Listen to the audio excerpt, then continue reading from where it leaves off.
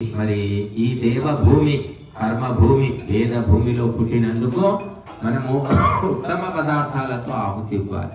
ఆసురీ శక్తులను మనము ఉపాసించకూడదు, వాటి కోసం ప్రయత్నించకూడదు కూడా. ఎంతో మంది నాకెవరో చేతబడి చేశారు, మానవతి చేశారు, నా మీద ఏడో దృష్టి ఉంది అని చెప్పేసి మేకలు కోళ్ళు కోసుకోవడం తినడం అంతే వాళ్ళు చేసేదాన్ని. కాబట్టి దానివల్ల మంచి జరగదు, చెడే జరుగుతుంది. చూడండి, వాళ్ళు ఎప్పుడు ఏడుస్తూనే ఉంటారు, వాళ్ళ కుటుంబంలో ఎప్పుడు కష్టాలు దుఃఖాలే ఉంటాయి, ఎవరు బాగుపడరు. కాబట్టి మధుర పదార్థాలు దేవతలకు నివేదించండి, అవి అందరికీ పంచి పెట్టండి మిగిలినవి, అప్పుడు మీ కష్టాలు తొలగిపోతాయి. మరి ఈరోజు చాలా మంది వచ్చారు, ఒక అరటి పండు కూడా ఎవరు తెలియదు. ఎందుకు తెలియదు అంటే మనం తెచ్చుకోవడం కాదు, మనం తెచ్చడం కాదు, భక్తులు అంటున్నారు.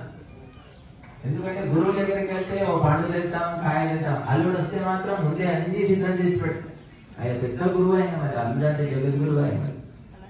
కూతురు భర్త అంటే ఆయనకే భర్త, కూతురు కంటే ఎక్కువ మామకే భర్త.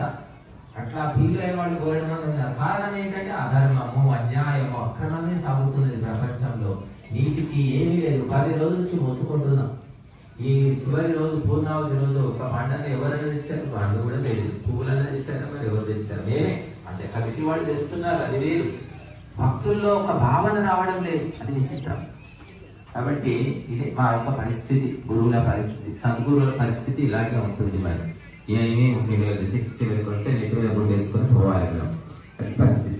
సరే, అయినప్పటికీ కూడా నిత్యము సంతోషంగా ఆనందంగా మనం ఉంటాం, భగవంతుడు మనకు అందిస్తాడు. కాబట్టి సరే, ఇప్పుడు మనం పూర్ణావతి ఆ పరమాన్నం ఇవ్వండి అందరికీ చెప్పేసి ఇవ్వండి. ఆ కొబ్బరికాయలు కొట్టేసేయండి, కొట్టేయండి.